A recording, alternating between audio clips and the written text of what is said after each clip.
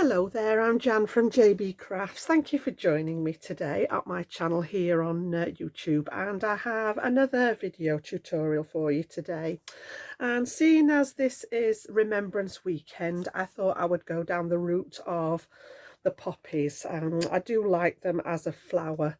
And I think they're great. It's not very often that I work in red. It wouldn't be a colour that I normally lean towards, apart from sort of maybe Christmas makes and Valentine, but I just think with this one it just lends itself perfectly with those beautiful red poppies. So I've got a little bit different today and made sort of like a hanging piece of home decor rather than a card. It sort of emerged as I went along. I started off with this lovely stamped image, which I'll show you the product in a second, and sort of work from there and work backwards. Now there's nothing to stop you just taking this piece and making it as a card if that's what you wanted to do. You know, it is perfectly you know, size that it would fit on a card front, but I've just extended the background, added some extra pieces in, and then I've just got this hanging mechanism at the top here, which I'll show you how I've done, just to create sort of a piece that you could bring out and hang up on that remembrance time during the year. So I'm going to show you how I've made it. I've used watercolours today. I started out with my alcohol markers and I thought, you know what, we'll watercolour for a change. So I've actually done some heat embossing on the stamped image and then watercoloured the poppies. So yeah, let's get started. We'll pop that one over to one side, just over there, and I'll bring in some of the things that we need to work with. So my stamp set, I went through all my Crafter's Companion floral products, and I've got all the floral elements done in categories.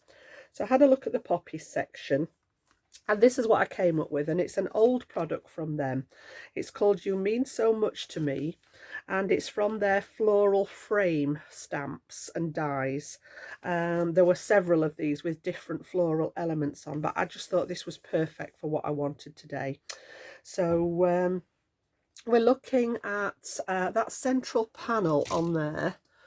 I've cut mine down with a die to around about, I think we're 4.5 by 6.5 on this front panel, and then I work back and I'll give you the measurements for the other elements as we go along. So let's just pop that down to one side for a second. So the first thing I'm going to do is stamp and emboss the image, and I've still got the image in my stamping platform here from what I did when I was having a play with these the other day. It does come with a die as well, so we can cut out this aperture piece in the middle here. So we're going to do that as well and just lift it slightly, and it would be a perfect opportunity to make a shaker panel behind here. Now I didn't do that, two reasons, mainly because I've done a shaker recently on one of my Halloween projects, so I don't like them too close together, and secondly, with it being a piece of home decor, I didn't want the light reflecting off any shinies that I might put in here. So we can do that. You can diffuse it with a piece of vellum instead of acetate, but I just wanted mine plain in the background. So let's have a look then. We'll come back to the die in a second. So what I've got then is a piece of watercolour card, and this is actually bigger than what I need. This is just a half a sheet of A4 watercolour card that I'm going to pop in here to do the stamping on. And what I'm going to do is stamp in black ink, okay? And this is always my preferred method if I want black heat embossing. I very rarely use black embossing powder, purely because no matter how hard you try, you always get those little speckles where you don't want them. So I've actually got clear embossing powder that I'm going to put over the black pigment ink. Because the black pigment ink stays wet for a little bit longer, we can actually get that embossing powder on there ready. So I'm going to open that one ready, put that to one side, and then we're going to ink up our stamp with that lovely black. It's a really nice jet black, this one, the VersaFine Clair. So I'm going to give it a couple of goes with that black ink. Now I've just realised the one thing that I didn't do that I will do is just treat this with my little anti-static pad. It's not so much of a thing if you're using clear embossing powder, but just to make sure we don't get bits where we don't want it, I'm going to give it a good coat over with the anti-static powder. And then, as I say, we're going to do this a couple of times with the black to get a nice dark image on here. So I'm just going to bring my pressure tool, because it's quite a large stamp, bring my pressure tool and just put some nice even pressure over that misty door there and transfer that. Allow that time for that ink to transfer. The watercolour card's very absorbent, so you want time for that ink to transfer. And then we're going to repeat that process. We've got a really nice stamped image, but I want to make sure that A, it is nice and jet black so that we've got that contrast, and B, that it is wet enough to get that embossing powder, which is the next stage that we're going to do. So good ink up there. Pop that one to one side. We'll press that one down again.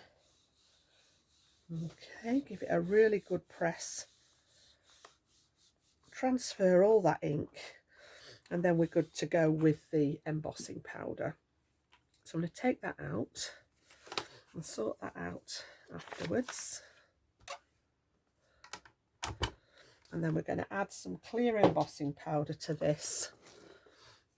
And I have got quite a lot of I buy the larger tubs of the clear, because I use this quite a lot. So we'll make sure that this goes all over the sticky, the wet ink, and then just tap off any excess, making sure that we've got a good coverage on all of that ink. And then once we're happy with that, we can get ready to heat emboss. Okay, so I still managed to get some on the desk. I am the world's worst. I'm going to put the lid on that now so that we don't end up with a horrible accident. And just give that a wipe to get rid of any of those grains off the desk. And then I'm going to bring in my heat tool and we'll give this a blast with that. So first of all, I'm going to get the heat tool up to temperature. Okay, the longer I have the heat on the card, the more chance there is of it warping. Having said that, we are going to pass this through the die cutting machine, so it will help to straighten it out a little bit.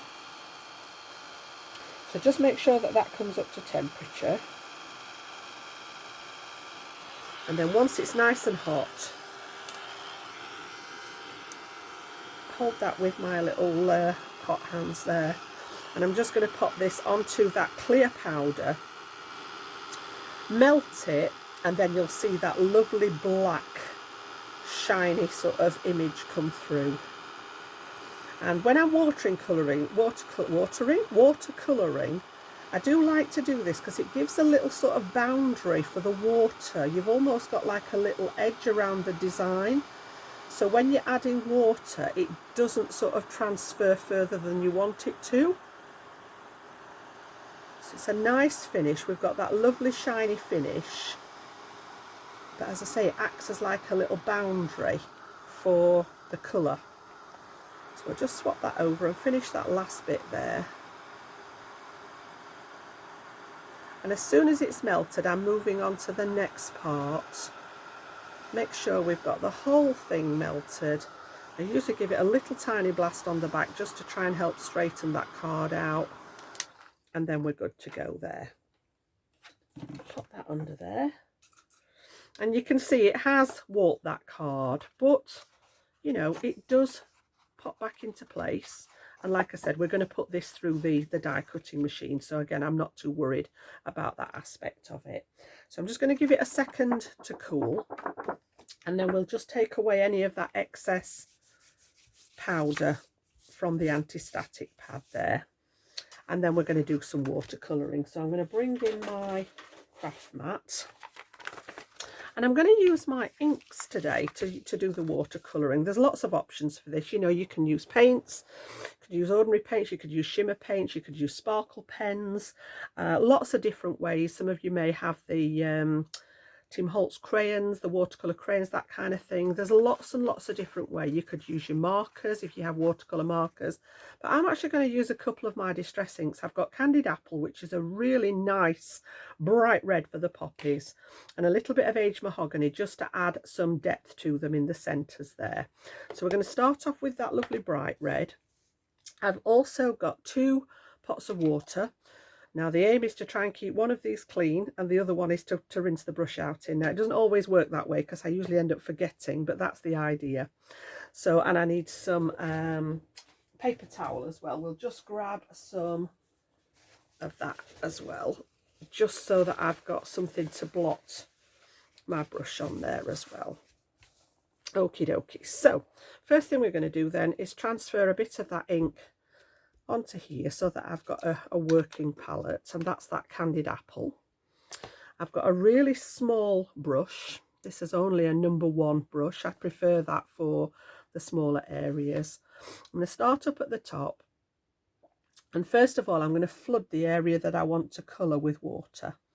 So just start with one of the flowers there with the petals and just flood that area with water. Then we're going to pick up some of that ink and start and drop it in there. And this is a really, really easy way if you're not comfortable with alcohol ink colouring, if you're not you know, happy with all the blending and everything. This is a really, really easy way to add colour. So when I've done that one, I'm going to rinse my brush in one of those jars, and then I'm going to flood. I've still got a little bit of the but because we're colouring it in the red, I'm not too worried about that. So again, flood that area first, pick up the colour and drop it in there. And just by adding the water first, it's allowing that colour to move around and not just stain the card. Sometimes if you pop the colour in first, it stains the card and it's hard to move it then, sort of, in my opinion. I know there's some fantastic watercolouring artists out there. I'm not one of them. I do like my alcohol pens, I must admit, but every now and again we like to venture out. So again, same process on each of them. And I haven't got one of these ready. I thought I would show you on camera today. If you don't want to watch all this, you can always sort of fast forward through this part of it. But it's just a nice, relaxing sort of way of adding colour. Now, if you've got too much water in there, you can always take some of it out with the sort of absorbent paper there.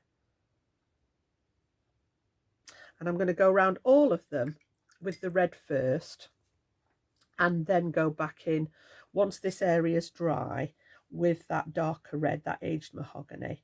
So we're going to come round all those little petals in the red first, just picking up exactly the same, dropping it in there. And like I said, the heat embossing acts as a border, so you can push that paint right up to the edge of that embossing and it traps it in the design. So really, as I say, a really nice way to add colour, especially if you're not confident with all the different aspects of shading that comes with the alcohol markers. You can see how those are coming up beautifully red. Okay, so same process all the way down. I've got a little tiny bit of petal in the bottom of that one. Water's looking good so far. We've still got one clean and one dirty. So again, I've got some leaves in this one in the middle there that overlap, so I just need to be careful and mindful that at the moment I just want to work on the red, and then I'll come back, I'll show you what I did with the leaves. So again, adding the water and then dropping that ink straight into there. And I think I've just gone over one of the leaves now, even though I said I was going to leave them. But again, the beauty of this is that you can take the colour back out. So just by using some absorbent kitchen paper, you can actually lift that colour back out. So I'll show you what I mean in a second. I've got a little tiny bit of leaf there that should be a green. So again, we're just going to add that red in. And then if you get somewhere you don't want, just get the clear water and just pop it over that section there, and then a clean piece of the paper towel will actually blot that area out, and then I can just add my colour in back around it there where I want it to go. So again, we've got that large one down at the bottom. So again, you know, there's not really a lot of skill involved in this. It's a case of flooding the area with the water, and it is just damp. It's not literally running in water. and then picking up the colour. And you can see how that colour begins to move. Look, it's actually working its way across where you've put the water in there. It allows it to sort of move around, and then you can decide how much you want in an area and then move the rest of it around the petals there just to get some colour. And again, don't be afraid to turn your artwork round so that you can get to those other sides. It's much easier than trying to end up, you know, with some kind of strange hand position where it doesn't feel natural.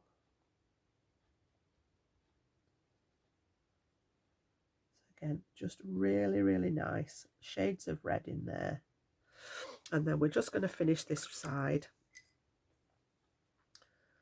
So again, I've got some up here.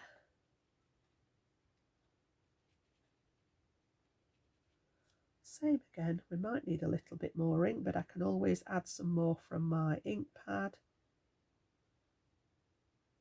So I want a good strong depth of the red for this part.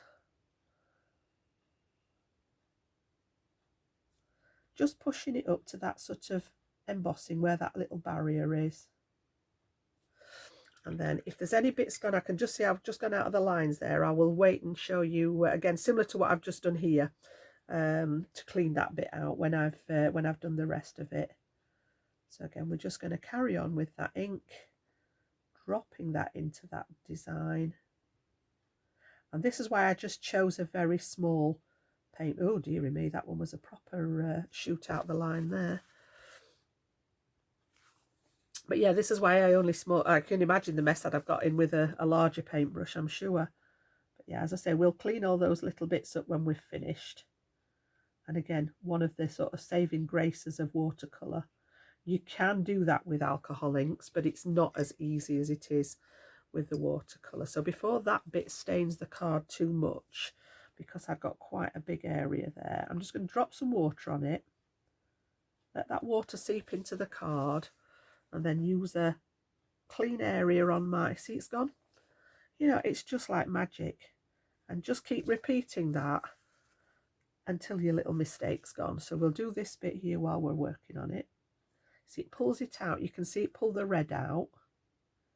Just dilute it until you've just got water there.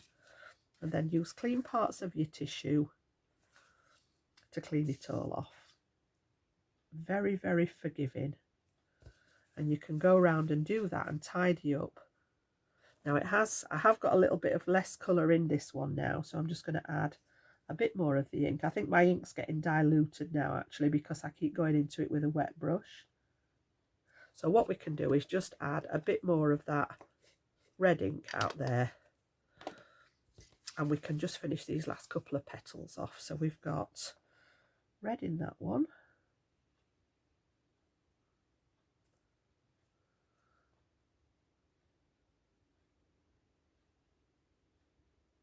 And then just the one at the bottom to finish off there. So again, just turning it so that I can get into those edges at a more natural angle.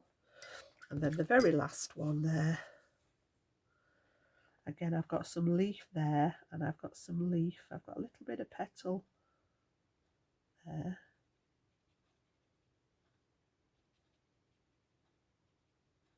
And then that last one. So again, we'll just drop some in there, drag it round that last one. And again, you know, you can go right over the top of the embossing, and the embossing will resist the water, so it just pushes it back into the space that we actually need it in the design. Just layering it up to get the desired strength, the saturation of colour that you want. I say it's a nice relaxing activity. There we go. Okay, so you can see where we've got there. Some of them are a little bit darker than others, but I don't mind that. I can add to this now with the darker red ink. So I'm going to clean up the red off here. So again, I'm just going to take that ink off the mat there with my cloth, and then we will add some of the darker ones. So we've used the candied apple. Now I'm going to bring in the aged mahogany, which is a really dark sort of wine red. Now we're going to use this to add a little bit of shading. I'm not going to do a lot. And I'm going to go back up to this top one that we started. Now this time I'm not going to add the water, because if I put water on here, it's going to act as a bleaching agent and bring it out. It's going to sort of fade it out again. So all I'm going to do this time is just pick up some of that darker ink, and it's not a lot darker over the red, but there is sufficient to add that little bit of shading on the ones that should be underneath there. So again, I'm just going to put a bit more water in there, so it'll be darker under this side. And again, just in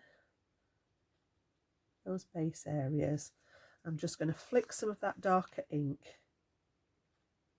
into the base of it there.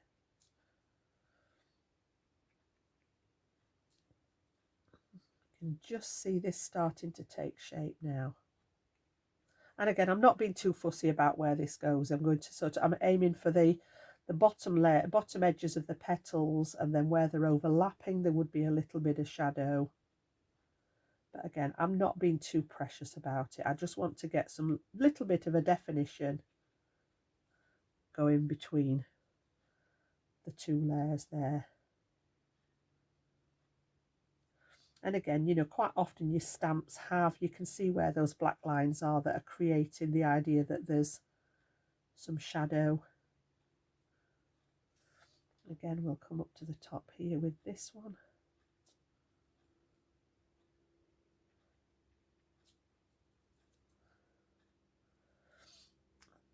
And what I'm going to do when I've added that, I've got one last little bit to do, well, a couple of bits to finish off. So that's the darker one, and I maybe paid a little bit more attention to the one that I've done as a sample.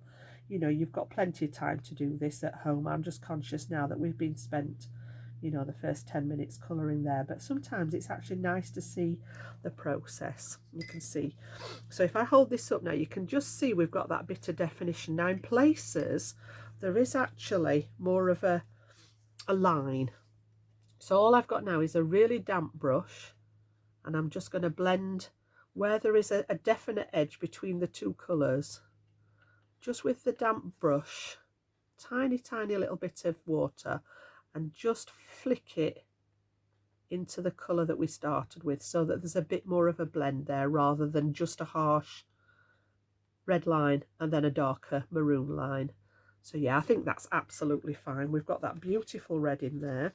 So I'm going to take the rest of that ink off there now. We've finished with that. Pop the water to one side so that we don't have any accidents with those.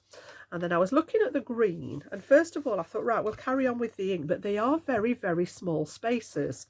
So because I've embossed the outline here, I don't need to worry about any of the line art bleeding. I've just seen a tiny little bit here that we've got a clean up to do there. Look, I'm my own worst critic. Just get rid of that red off there, especially with the red. It's such a bright colour. There we go. Yeah, so what I was saying is I've gone for the alcohol with the brush tip, and I'm not going to do much with these at all other than just drop some of the green there into those seed buds and into the stems on the poppies. And like I said, because I've heat embossed the outline, I don't need to worry about have I stamped in the right ink for alcohol colours.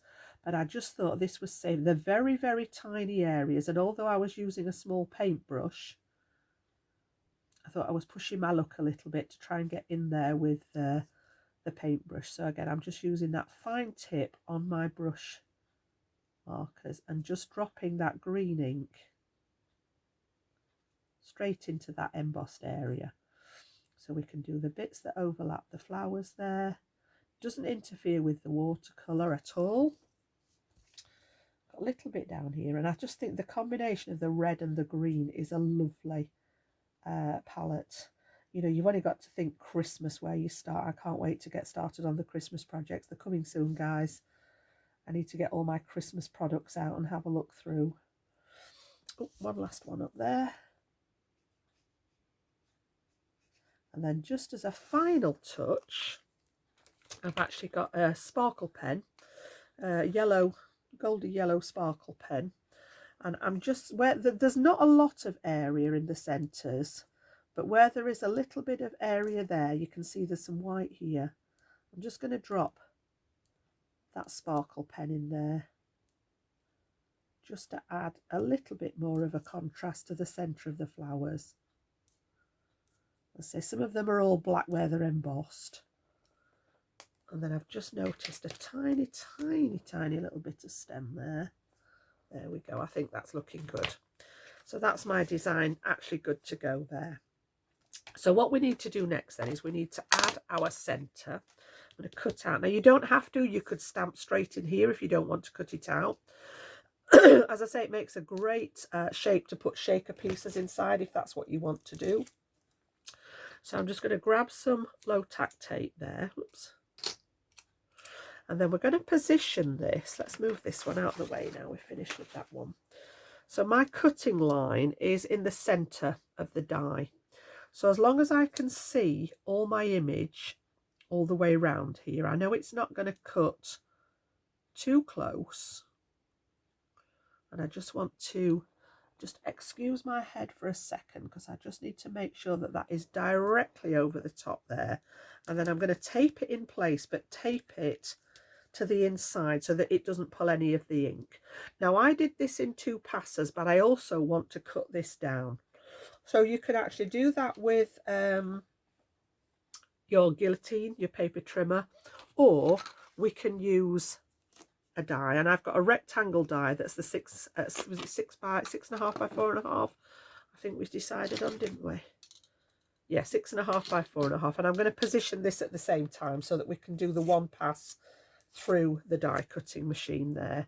So again, I'm going to crop this down.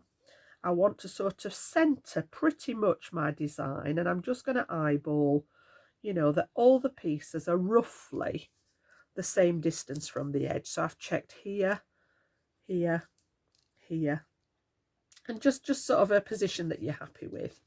And then I'm going to bring in my larger plates for the Gemini this time. It will fit in the smaller plates, but it does make a bit of a clunk because it's an open die.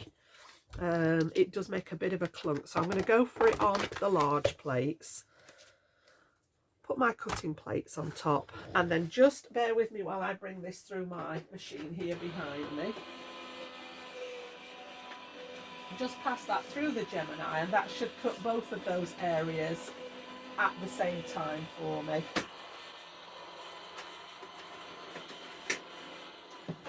So when I was prepping, I actually did this twice because I wasn't sure at the time what size I wanted to work on. So I always sort of start off on a bigger piece and then cut it to the size that I want to work on. So if we turn this over now, we've actually got our piece there at the ready. So make sure that you take your dies off your cardstock. Don't throw them in the bin like I have done many times and then ended up looking all over the place for the die. And then this is the little piece that's cut out of the centre there as well. So we've got that piece. Oops. So we've got our piece now ready to go. Absolutely gorgeous. I love that. And I keep seeing little bits that are... you know, the perfectionist in me can't see it. There it is. I'm going to say I've just seen another little bit of red that shouldn't be there. So just that little clean up on that edge again, and it just lifts it off the card. Just make sure that you're using a clean piece of paper towel. If I went in with this bit, I'm going to transfer the red ink off here onto the card. But yeah, I think it's looking pretty good. I think we need to step away from that. So just this on its own, you can imagine this, you know, on a card blank. Maybe, as I say, to put a shaker element or just to stamp your design behind it. It would be absolutely gorgeous. So I am going to pop that one to one side so that I don't end up with things stuck to it. And then we've got lots and lots of mats and layers. So what I wanted to do then, I've not done any inking around the edges of these. I just love that crispness of the red and the green together. So sometimes I would go around the edge with the inks, but on this occasion I didn't think it needed it. So what I wanted was something to go behind here, literally just a panel, and I'll bring you all the measurements for these. And I've just stamped my little butterfly in there so that when we put this behind, we've got a little bit of interest going on the back here.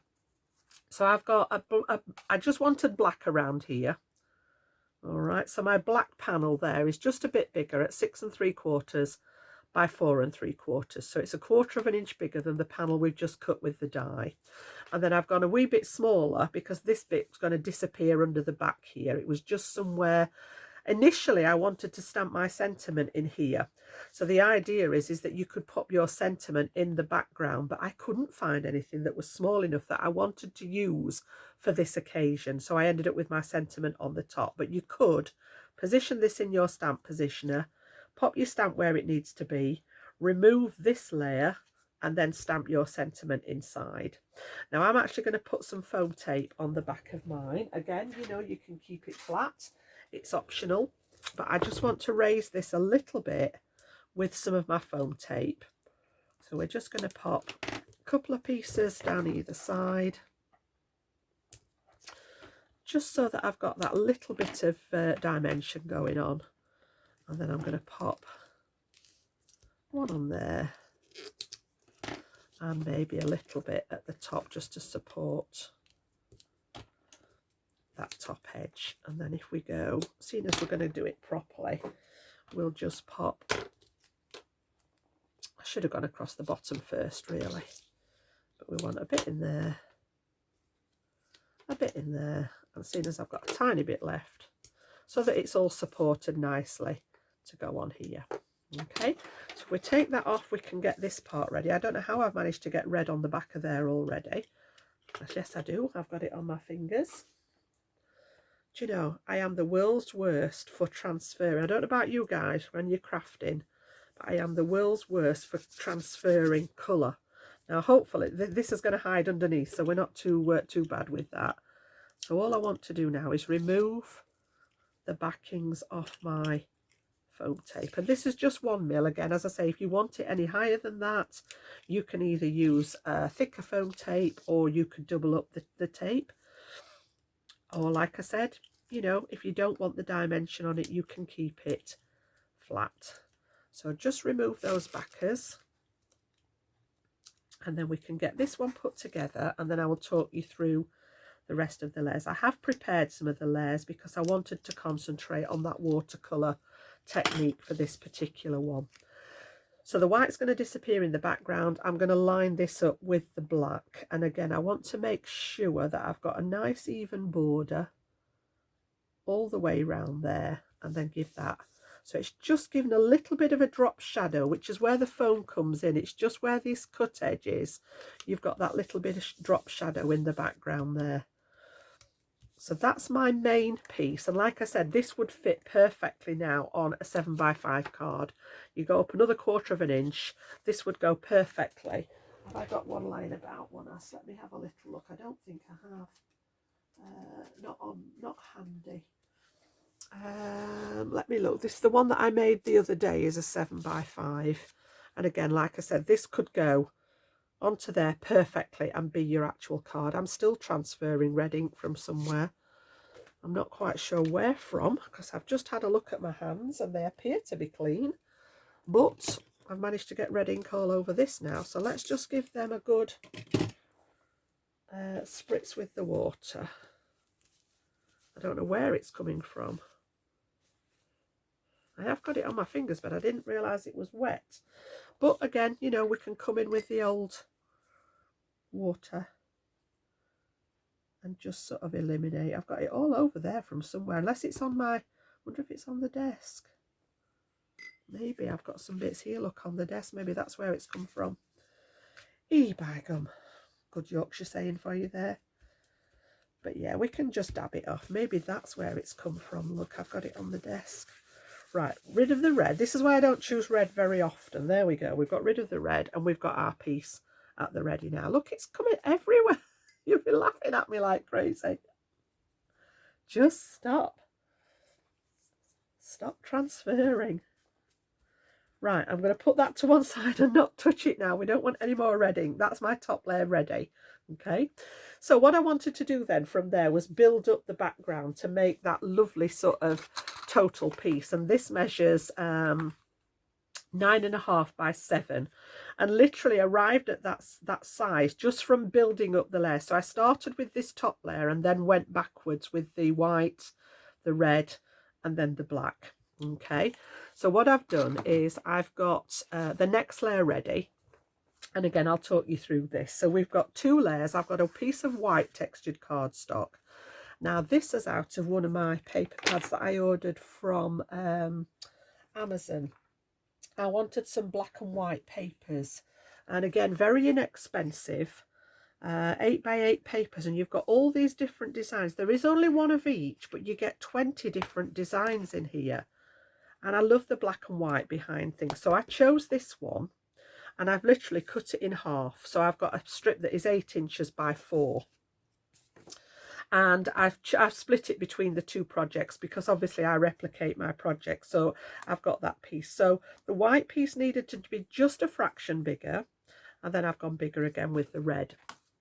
So we had an 8-inch by 4-inch strip of the pattern paper, so I've gone to 8.25, and then I've done 5 3/4 for my width on the white, and then 8 5/8 by 6 1/8 just on the red. So I like the staggered borders, so we've got slightly different sizes. So when we bring this one back in, this is going to sit in the middle, the black's going to lift it off the background, but we've got a slightly narrower border. Then we've got the white showing, different width on the red, especially if this is going to be a home decor piece. And then that last piece is just a piece of my matte black cardstock at 9.5 by 7. I wanted a wider border still around the black for the final, almost like a frame, as if it was a picture frame.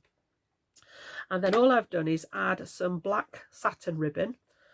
You've heard me say many times, you know, when I've got lots of vertical going on, I like to do the horizontal across it. So I've just run some of the ribbon across there ready so that we've got this in place.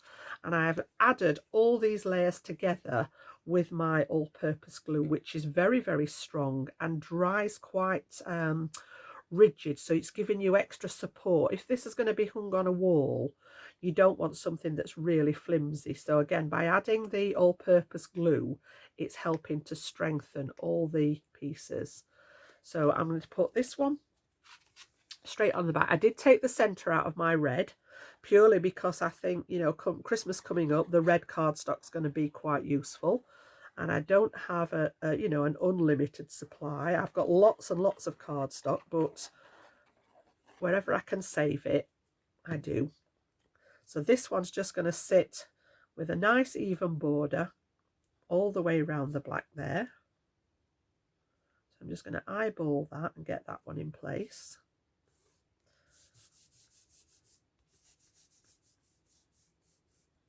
Okay, and then we're going to bring this one back in, and this is going to sit on the top of here. Now again, you can add extra foam tape if you wish.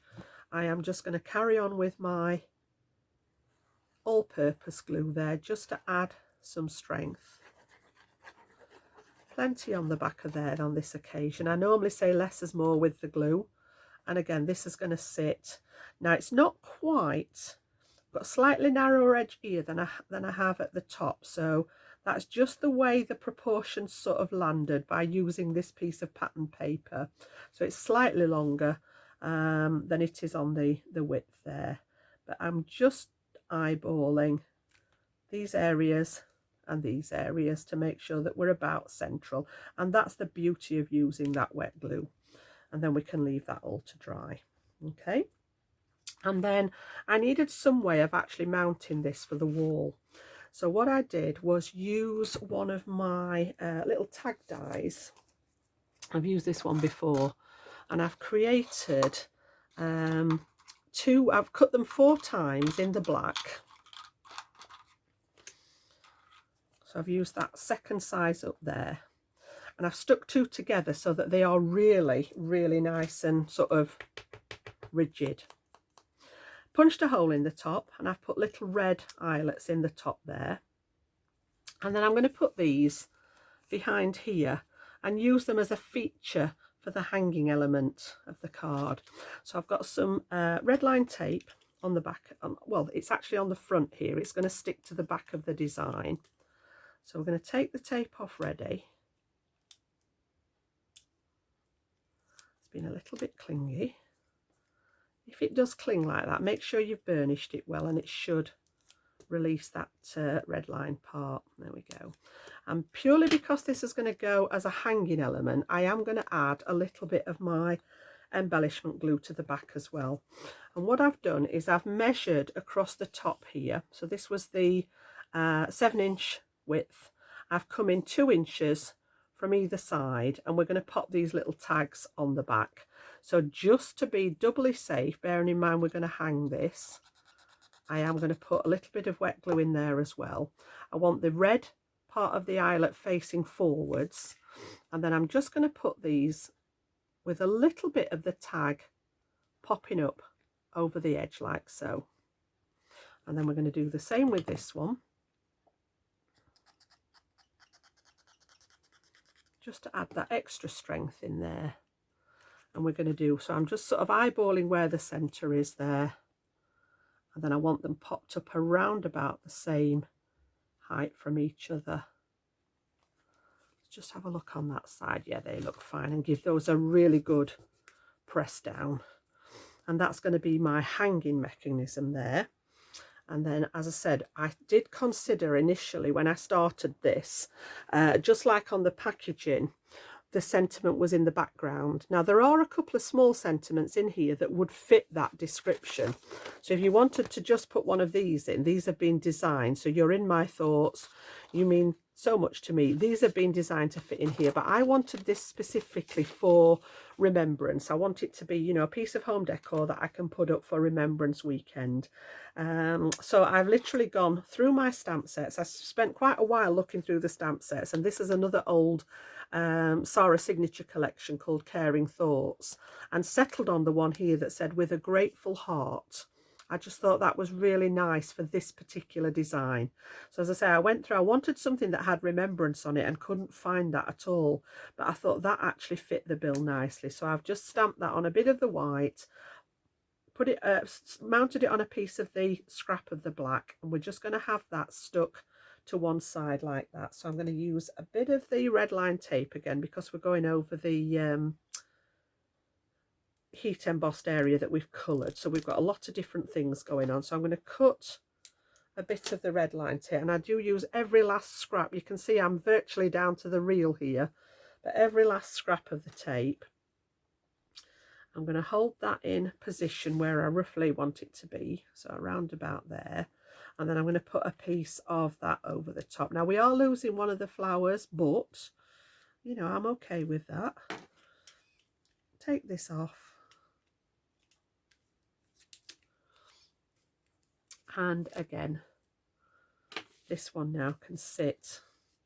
And I'm just going to hold it up so that I can see that it's straight. And I want it to pop out into that margin a little bit, but also overlap into the centre, so it's popping either side, and then we've got that in the middle there. So the only extra things that I added, again, you know, the pearls came out, the shimmer. I needed something that was going to add a little bit of shimmer and glamour. So I've got a set of ones here that have got shimmery ones in. So I've gone with the red. And then I also added some black. So if I bring this one in again, you can see I've got some red on the sentiment to link in with the poppies, and then decided it needed a bit of something just at the top to link the red together. And then I've gone with a scattering of the black just to fill in that background. I considered embossing the background. I thought that might look nice as well, but then I thought that there's a lot going on with this pattern. This is quite a bold pattern in the background, so I thought to have embossing in here, it either needed to be the same design as this or not at all. So I just left it plain in the background there. And then I've just used some of my black twine, and I've cut a length to fit and just threaded it through those little eyelets. And this is how I will actually hang it. I've threaded it through, popped a knot in the back, pulled the knot behind the eyelet there, and this is how I'm going to have it hung in my craft room or wherever I decide to pop this for the Remembrance celebrations there. So yeah, it's not so much obviously, you know, people celebrate remembrance for the wars and things, but it's quite a significant weekend to me in personal ways. I lost my father when I was only a child, and it was the anniversary is the 10th of November. And at the time, it never meant anything much to me. But obviously, as I've grown up, that always falls around Remembrance weekend. So not only are we remembering, you know, the fallen, it's a quite a personal thing for us as a family as well. So yeah, this one's for him. Very long time ago now. But I'm going to display this. I think in my craft room, I've got some wall space in front of me where I sit. That's the wall to the house. So I think I might have this one up over the weekend for Remembrance Sunday. So I hope you've enjoyed that. I hope you enjoyed the technique with the watercolour, which is what I wanted to concentrate on today.